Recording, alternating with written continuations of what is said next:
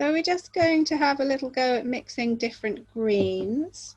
So what we'll do first of all is to get a bright green, let's put some lemon yellow and some viridian green. The viridian green is the dark green, if you've got like a watercolour pan. And just mixing those two together should give us quite a zingy. As a general rule of thumb, if you're using lemon yellow, you will get quite a zingy green. It kind of doesn't really matter what kind of blue you use so much, although lemon yellow and cobalt might give you, anyway, well, you'll find out. But as a general rule of thumb, using your lemon yellow is your go-to yellow if you want a zingy green. So this is your classic kind of bright spring green or lime green, and that's viridian green mixed with lemon yellow. So you might want to write that down.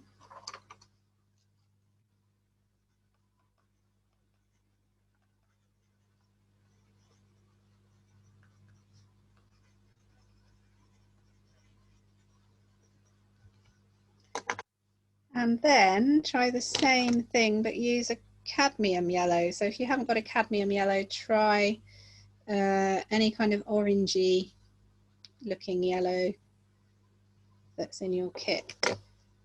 And try mixing that with the viridian green and see what happens. You'll notice it'll come out a very different kind of green, and that's because like I said before, the cadmium yellow leans towards red, and green and red are complementary colours, so when you mix them together you get your neutrals. They tone each other down. So look at the difference there. It's a really olivey, I mean it's still quite bright, it's a nice green, but it's much duller, you know, it's not as zingy and citrusy as the when you use the lemon yellow.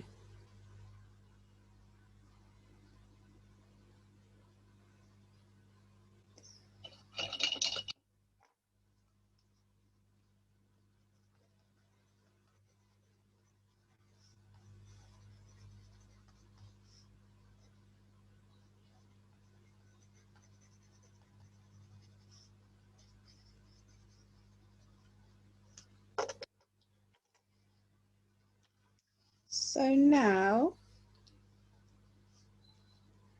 let's try actually mixing some primaries. So let's try the Prussian blue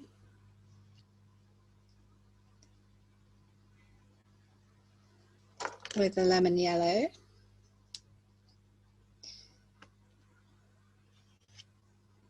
And you probably want more yellow than blue. Prussian blue is quite a strong blue. So you probably need double the amount of yellow to blue.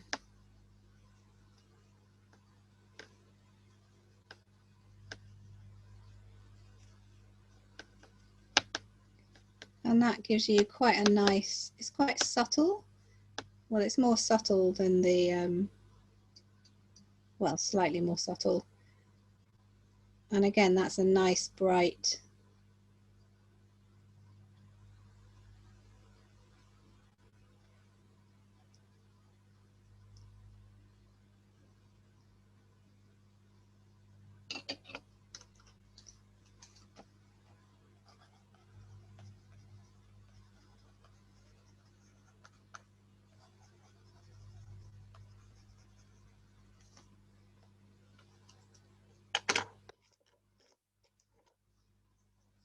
and then trying ultramarine blue with lemon yellow.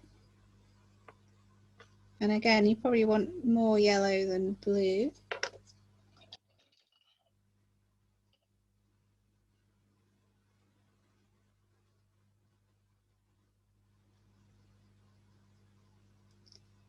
And because ultramarine leans more towards red, it's a red leaning blue, it's slightly duller.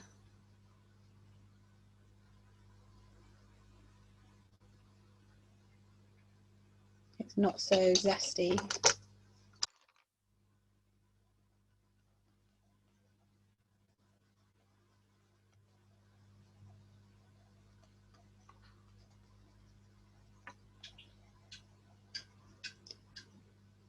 So if you try the ultramarine blue with your cadmium or whichever orangey red you've got,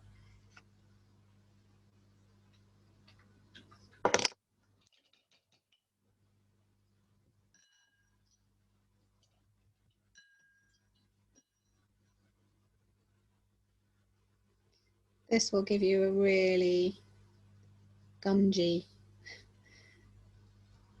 grungy, and you might need actually quite a lot of ultramarine because cadmium yellow is quite dominant.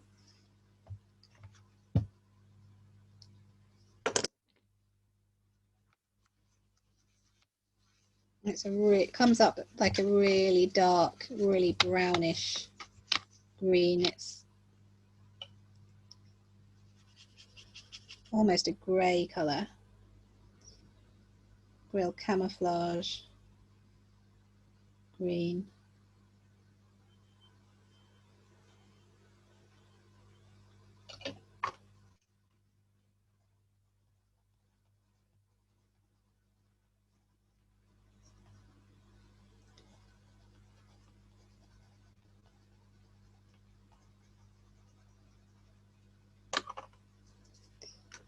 So then, if you've got any cerulean blue, which is your pale blue,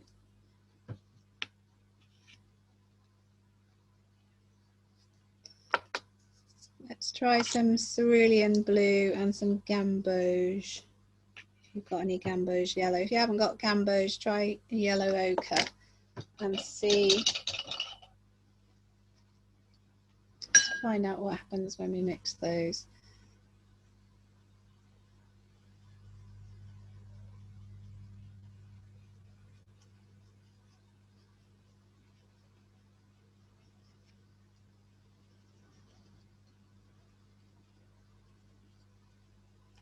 So that gives another quite subtle, fairly olivey green, but it's got quite a vibrancy, and if you add lots of water to it, it kind of goes brighter the more water you add. That's because of the gamboge, kind of goes more yellow. So that was cerulean.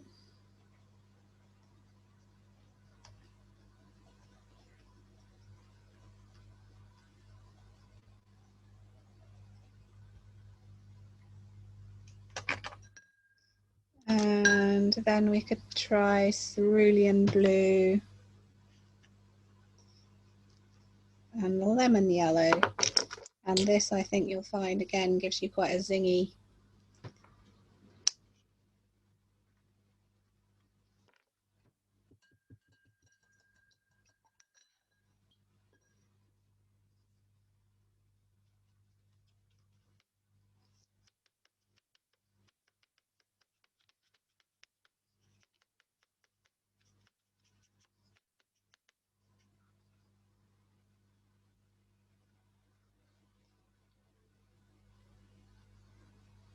Slightly brighter than the Prussian blue and lemon yellow, but it's quite similar.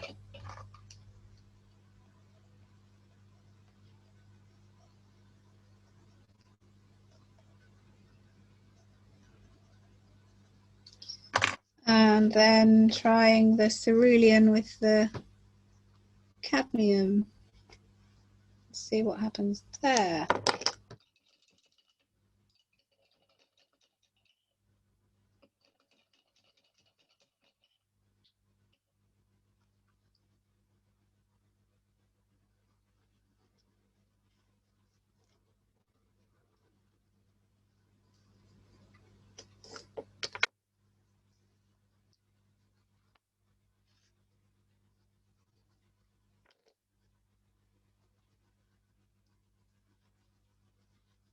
And again, because of, you know, pretty much any blue that you mix the cadmium into will create a dull sort of colour, but then a dull green. But then because cerulean is paler, it will create a pale dull green, or a paler duller green.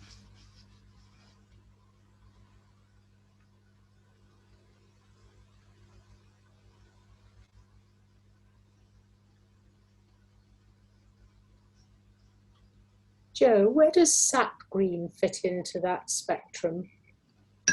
So sap green is like a ready-made green, and it's kind of an in-between green, really.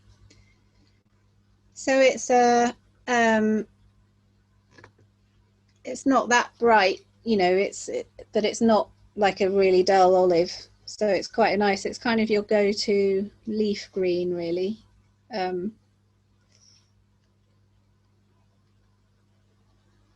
I actually don't have any in my kit.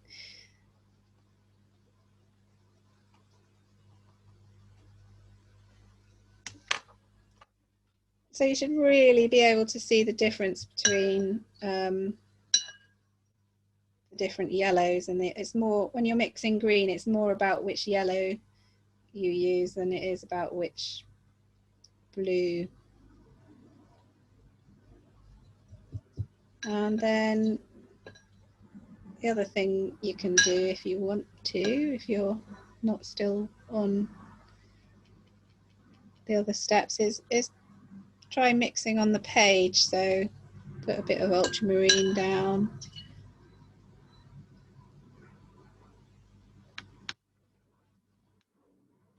I'm going to put a bit of turquoise blue down. Let it dry a little bit and then layer the yellow over the top. It creates a different effect.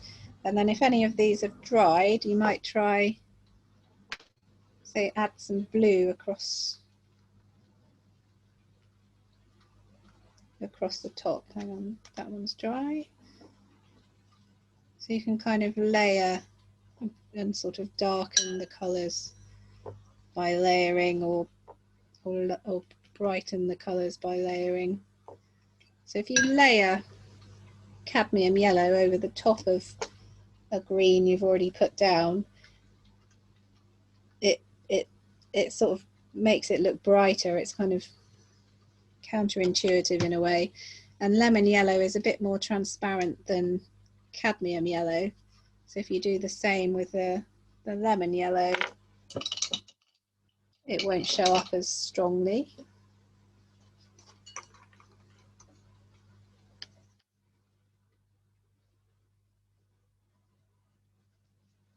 It will still give things a lift, but it doesn't show up as brightly,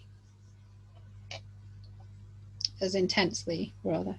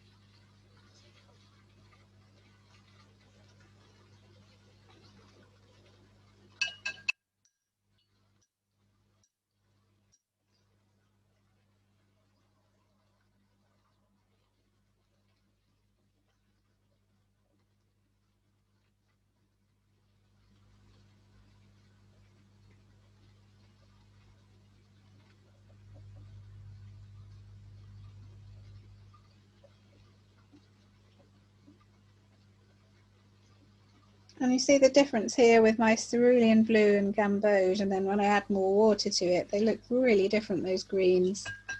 It kind of shows how when you add water to watercolour, it can make it look much more intense and brighter, more vibrant.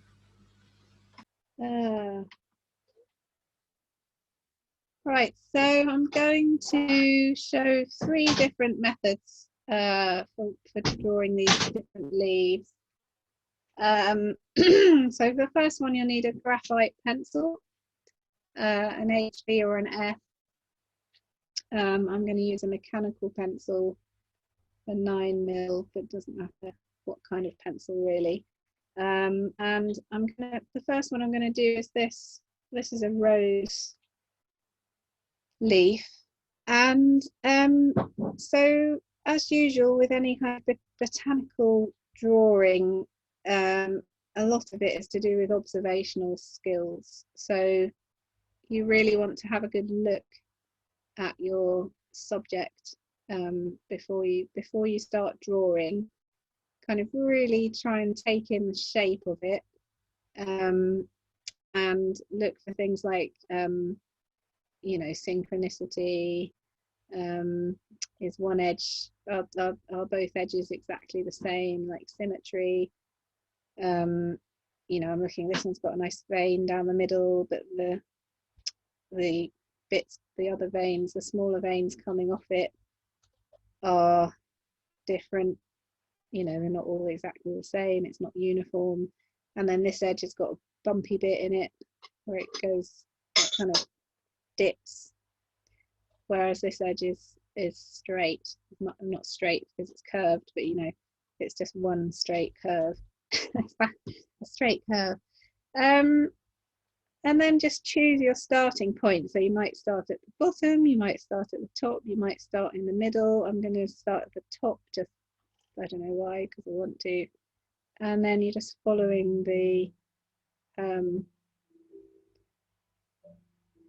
lines and looking. So with this one, it's got a serrated edge, so I'm really drawing in the little toothy bits. I'm pressing quite hard because I want my pencil lines to show. If you don't want your pencil line to show when you put the paint on, you just press much more lightly so they'll show less, or use a watercolour pencil, which is, I'm going to demonstrate that in the next one, because when you use the watercolour pencil it will dissolve into paint when you add your paint and water to it. So really taking note of this, you know, if you've got a serrated edge, take note of the sizes of the teeth on that serrated edge, because they really vary. Well, on mine they're really varied. Some of them are very thin, some of them are very thick, some of them are long, some of them are short. So mine has come out actually completely different because I've been doing it as I was doing it more as a blind contour drawing. I wasn't keeping my eye on the shape of the leaf, but no one looking at this will see that, so it's okay. So I'm going to do the line down the middle again in graphite pencil.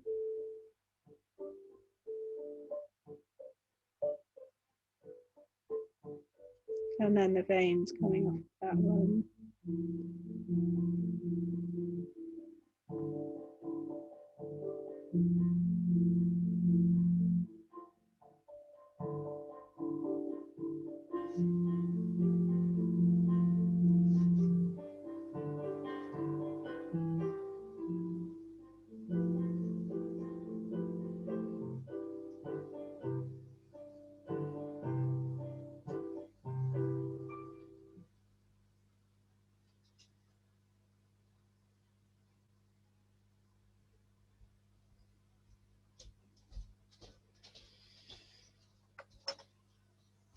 So when you finish drawing in the main parts, so the main framework, or the bits that you want to be drawn in, I'm actually having a closer look. I can see some extra bits of vein coming off from here. So just do a double check around, see whether you've left some bits out. I think here there's a vein that I've left out.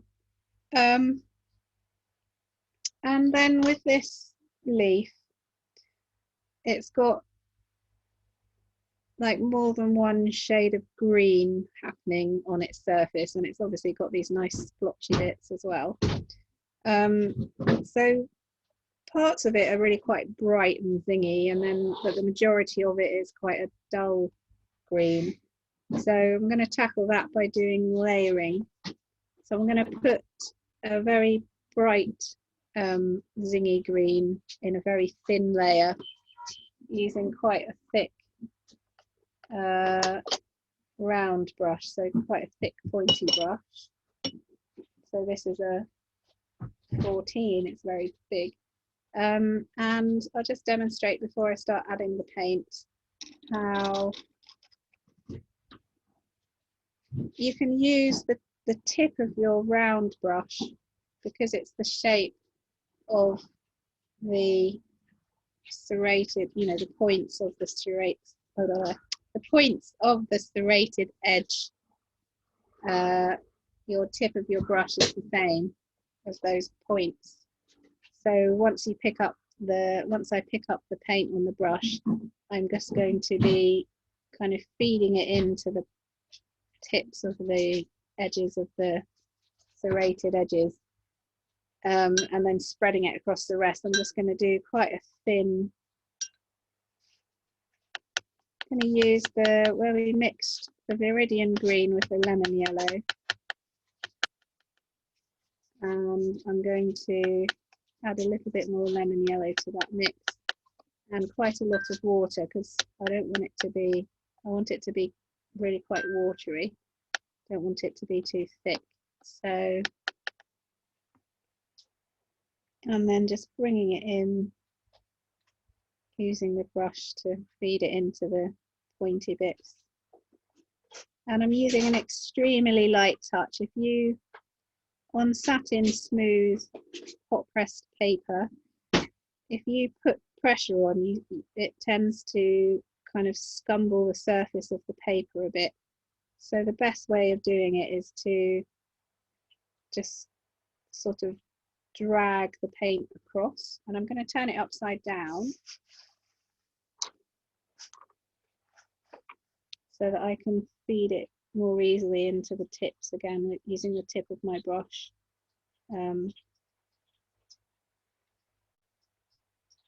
Because I'm left-handed. So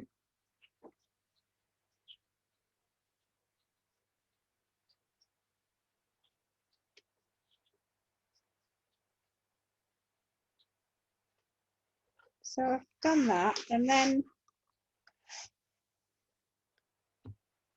what I'm going to do next is drop in some of these splodgy bits, and I'm actually going to exaggerate their colour.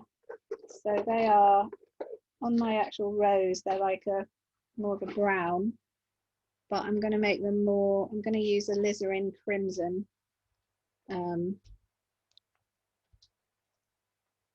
And then I'm going to go over, once it's dry, I'm going to go over with the other green, and that will go over the top of some of these red that I'm putting down now, so it will dull it down to make it look more brown. I'm going to put it directly, and I'm just going to, because this is still wet, and this is quite wet on my brush, I've mixed in quite a lot of water to my alizarin, and I'm just, you see when you place it, it does that, and that kind of is the sort of similar to, it's actually a bit too much, so I'm going to lift it out with a tissue.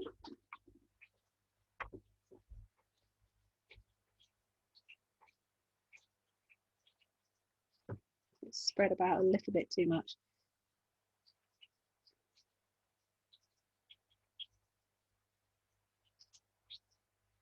This isn't a tissue, it's a rag.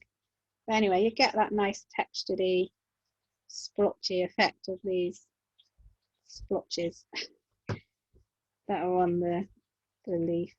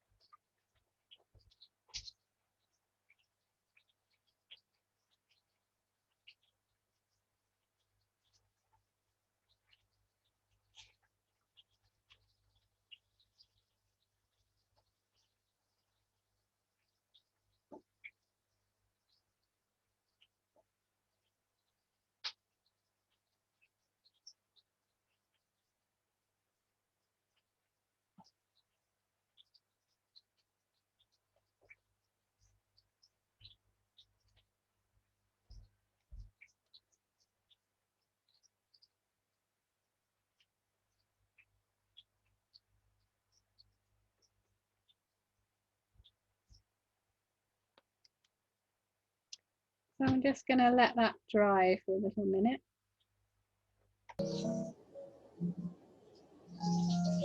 So now it's kind of dryish to the touch, still a bit damp, but it's dry enough.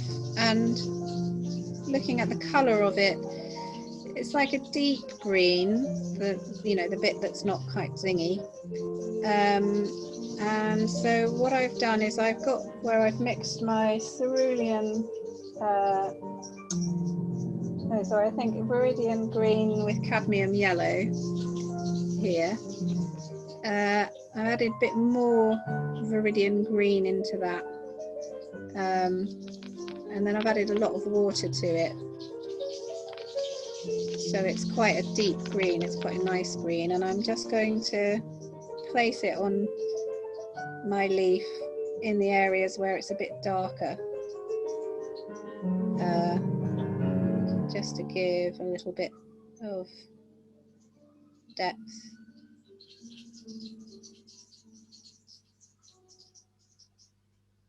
And sort of structure to it a bit.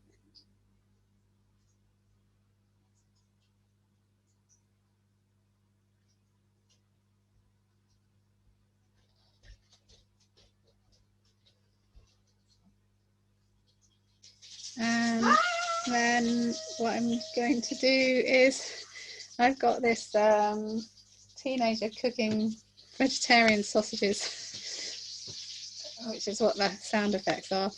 And I'm just going to do like a line of I think that was the Prussian blue with the cadmium yellow.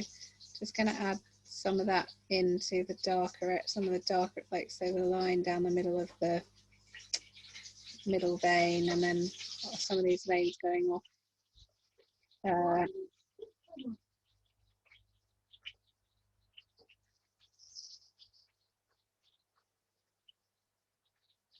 And then kind of less is more, really. I don't want to do too much more to it.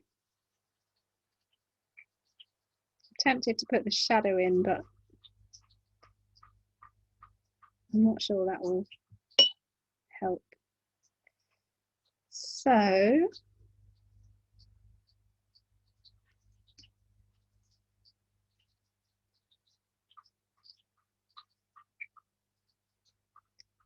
that's your rose leaf.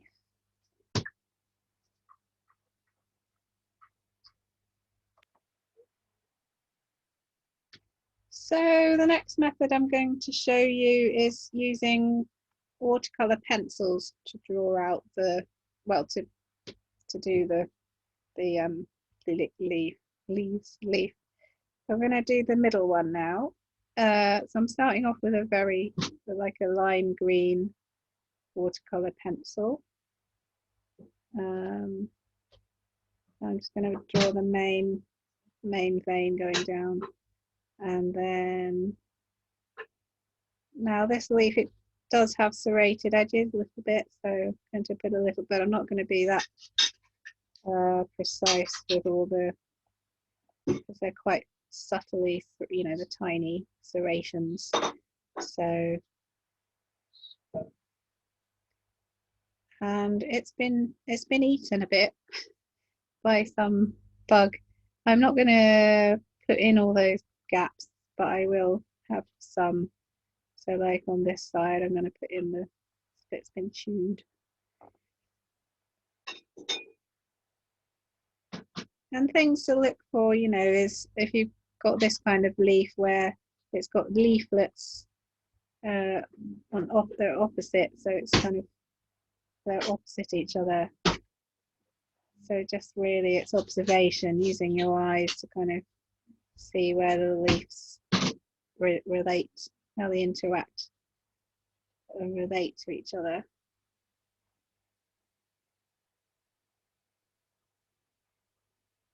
And also thinking about the sizes, so they get smaller, like these ones are smaller and these ones are slightly larger, and then they get smaller as they go down the leaf. So trying to replicate that on the page, that little detail. And then the bottom one is actually a leaf. That's also been eaten. I don't know what it is out there eating my, it's probably caterpillars, because I do have some moths. So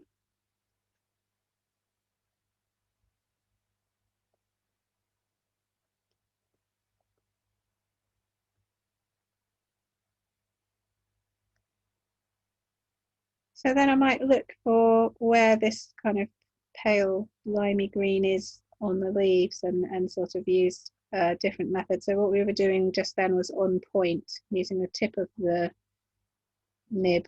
Oh, you can't see it very well. Let me adjust the lighting. Sorry about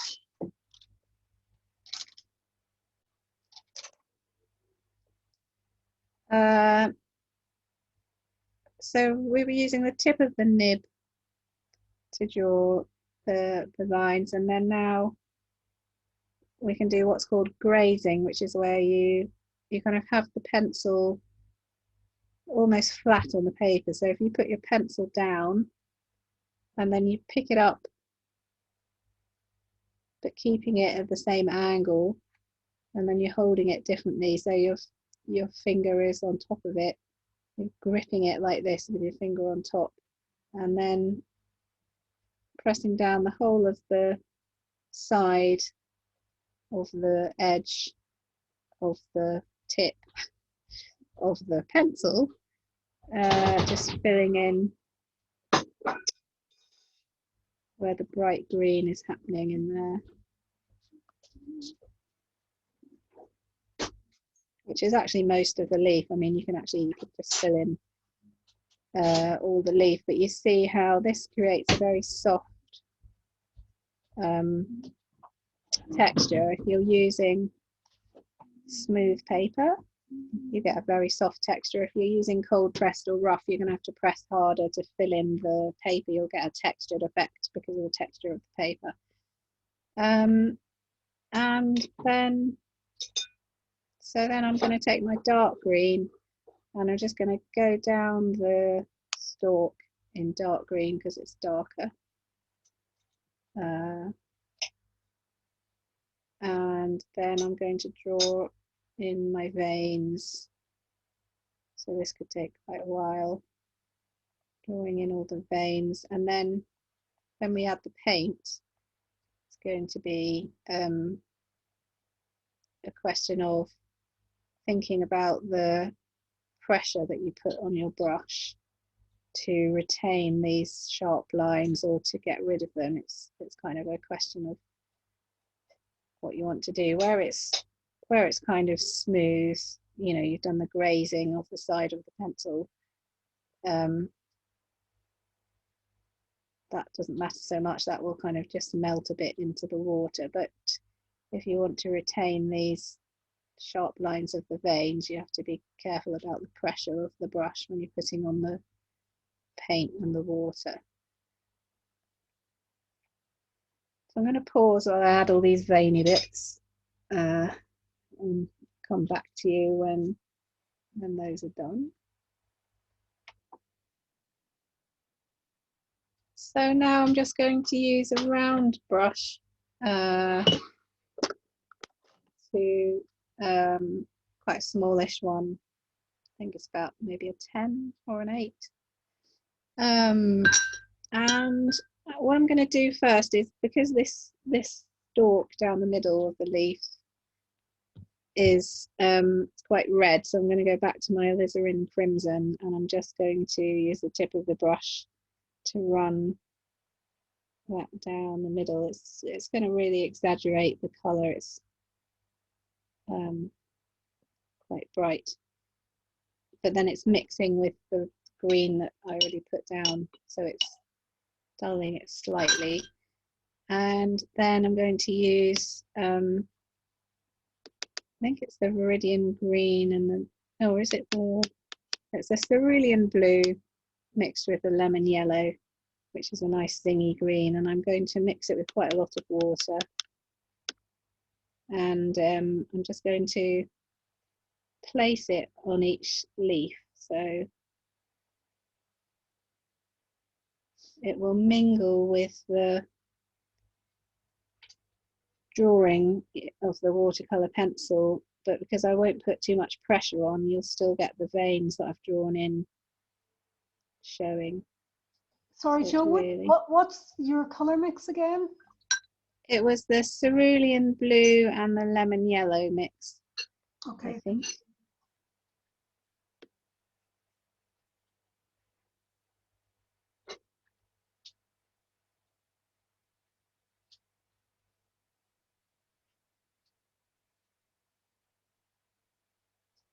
And again, you can use the tip of your brush to describe the tip of the leaf.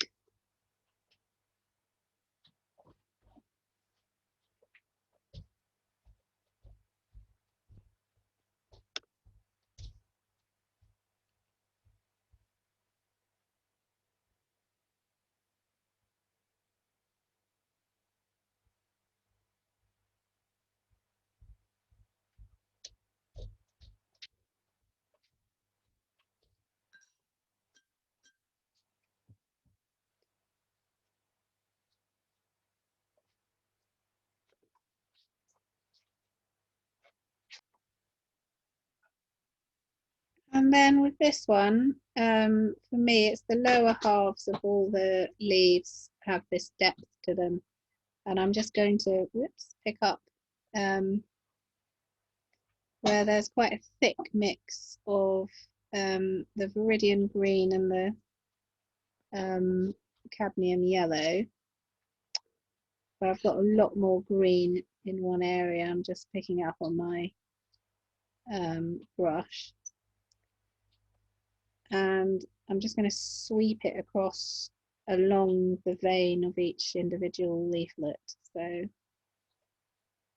and then sort of bring it down.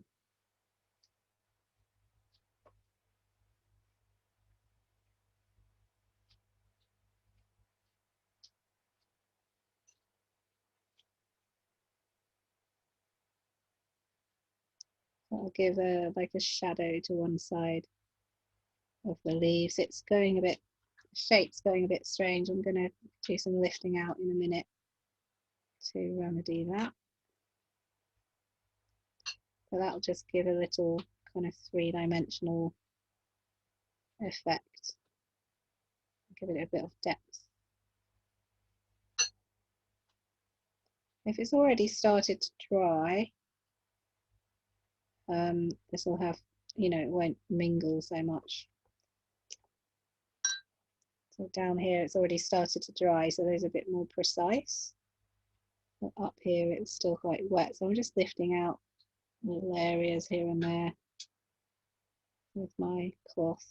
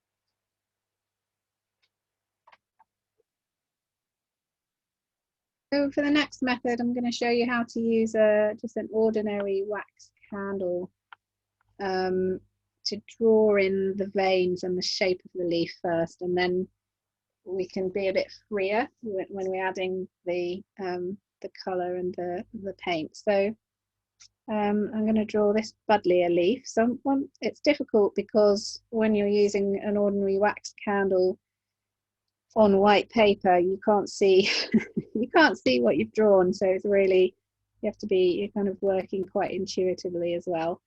So just following the line of the edge of the leaf,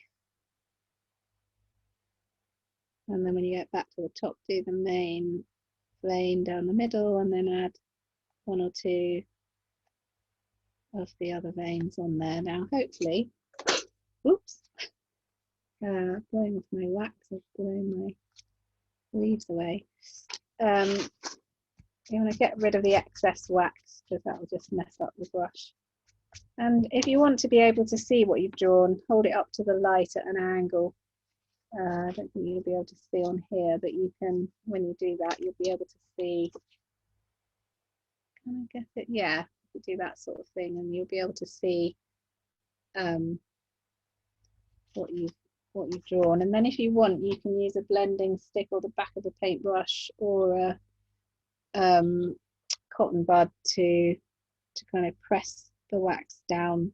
If it's sticking up too much, you can just run the back of your paintbrush over it, and that will just, especially if you're using rough or cold pressed paper, you want to do this to really press it into the dents in the paper so that it's nice and get it looking quite smooth.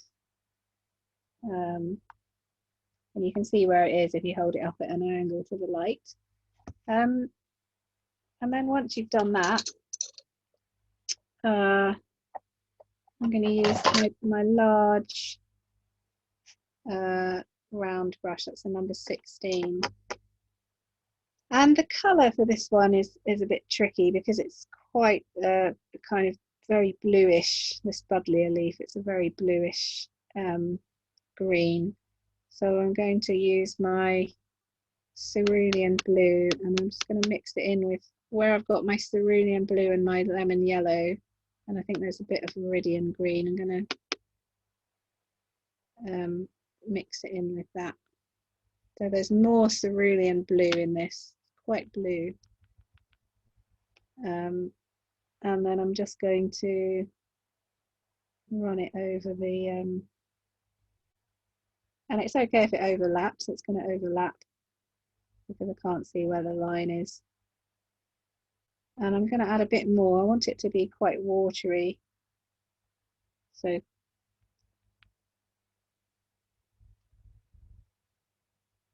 it's quite puddly on there.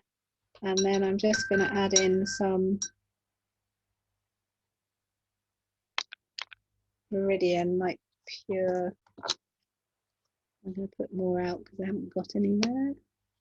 So straight from the tube. My brush is damp, just picking it up onto my brush. And then I'm just going to feed it in.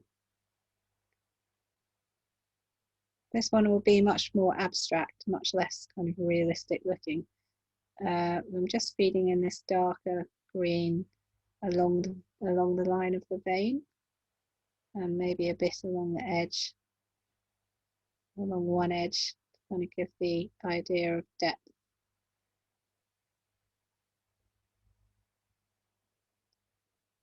And then I'm going to do the same, but with some lemon yellow straight off the tube, straight onto the brush. I'm just doing that actually along the vein, and then a bit along the edge.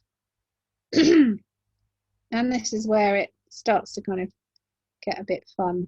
And you're just kind of playing around with the paint, really. And it's a really quick way of doing the leaf. And if you want, you can then lift out areas with your cloth. I'm not going to because I quite like the way it's turned out. But if you feel like there's too much paint there and you want to create more of a highlight, you can do that. You could also use your cotton bud if you've got one to lift off where there are speckly bits along the wax. I mean, I quite like that, but if you want to get rid of that textured effect, you can lift the paint off the wax using a cotton bud or a blending stick. I guess I could demonstrate that with a blending stick. So this blending stick has red on it, so that's not. Oh well. We can have some red, I don't know. So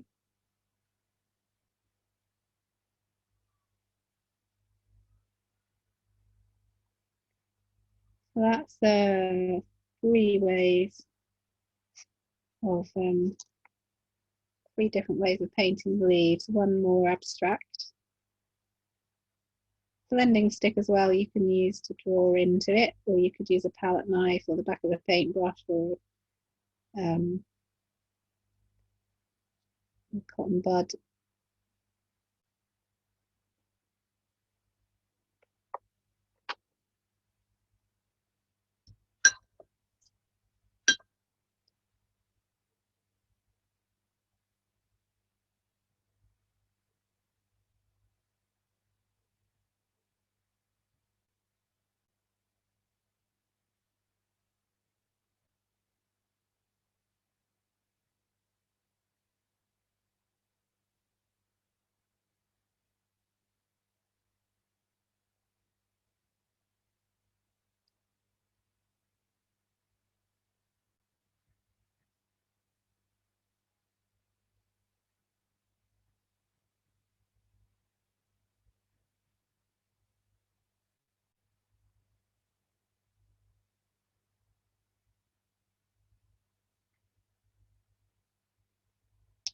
Okay, so I'm going to stop the recording there.